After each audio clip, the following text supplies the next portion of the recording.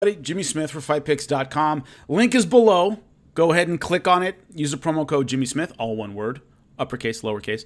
Join up for free and see how you do. These are my fight picks.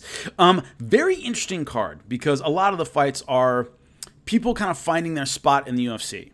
Now, what does that mean? Is a lot of things can happen. Not a lot of veterans outside of the main event. So not a lot of experience and backed against the wall, which means just about anything can happen in those circumstances. So a lot of tough picks for this one. Let's get started. FightPicks.com. Have it up in front of me. Daniel Tamer versus Sung Bin Jo. Now, Daniel Tamer, 6-3. All of his losses in the UFC. Three-match loss streak.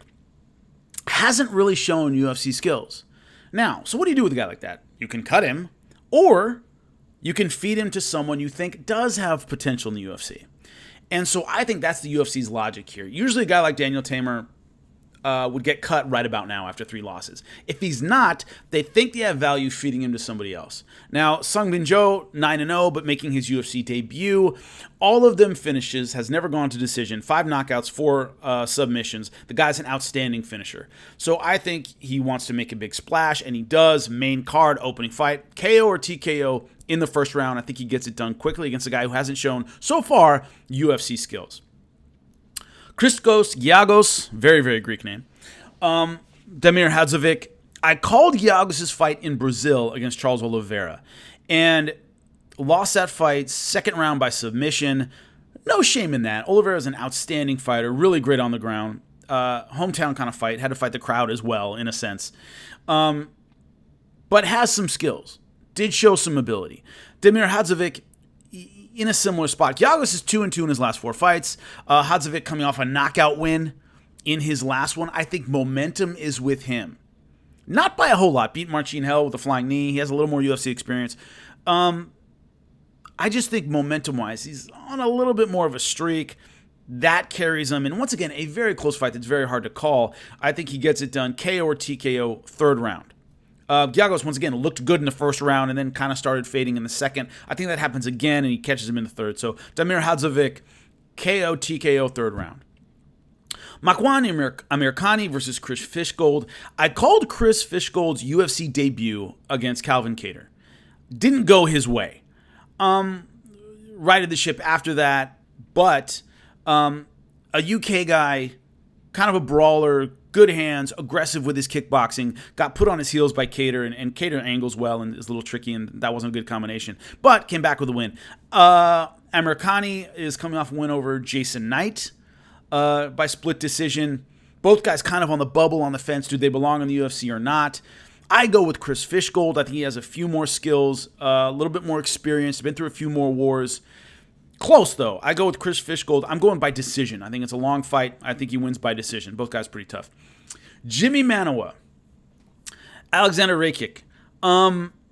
Either way, this one's short. Either way, it's quick. Both of these guys get it done very, very fast. Now, Manuwa's has been up and down his last few fights. Very, very important to keep that in mind. And he's facing a guy who's an up-and-comer. That's a bad combination. When you're on a 3-fight losing streak and you face an up-and-comer, generally it's loaded on the up-and-comer.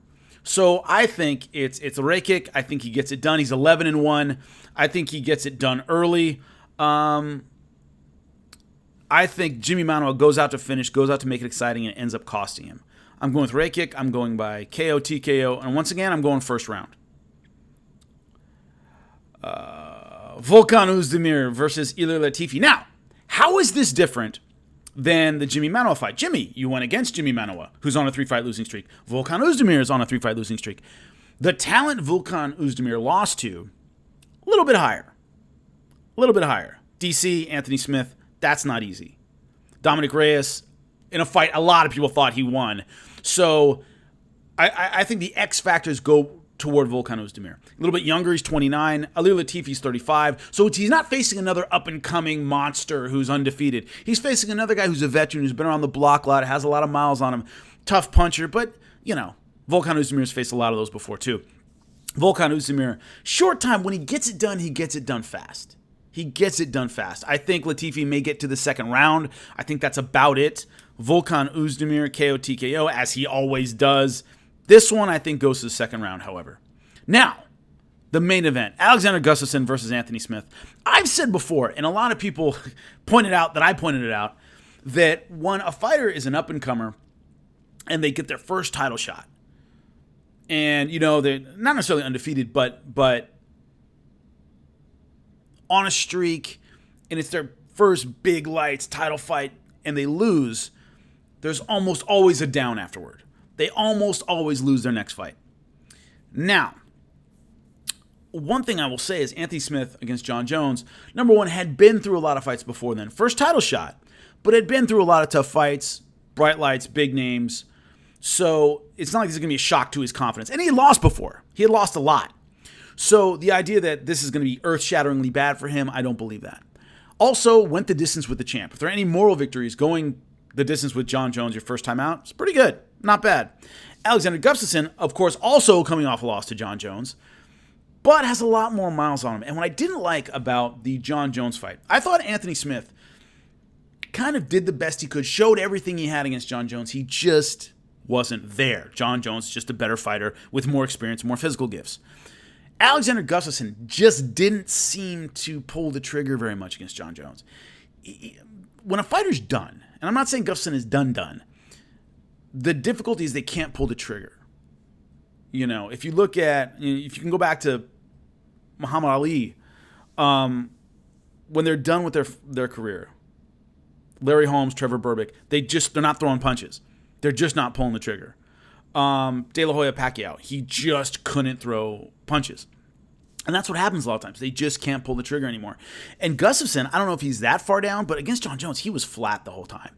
He was just flat. He didn't throw enough. He didn't seem aggressive enough. He didn't seem to really seize the moment. Anthony Smith did. He did the best he could. There wasn't anything I saw where I went, Anthony Smith's kind of blowing it.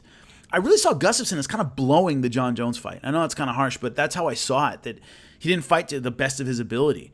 So what I mean is, both are coming off losses to Jon Jones, but I think Anthony Smith takes a little bit more out of that loss.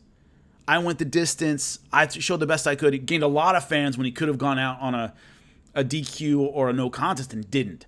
So showed guts and heart. Gustafsson just didn't, although he's a veteran and has a lot of skills, and a few years ago I definitely give him the pick over Anthony Smith.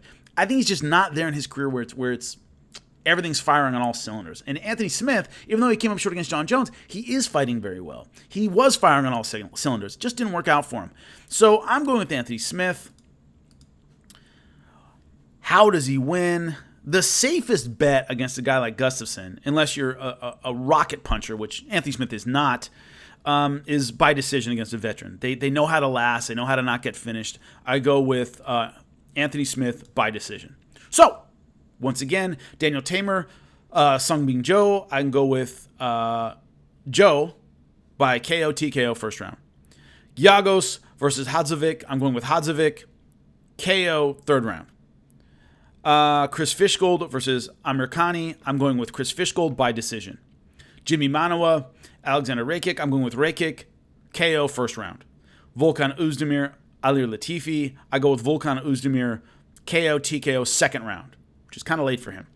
Alexander Gustafsson, Anthony Smith. I'm going to Anthony Smith by decision. Submit him right now. Boom. Once again, link is below, fightpicks.com. Click on it. Jimmy Smith, all one word. See how you do. And I'll see you after the fight to explain everything I did wrong. Later.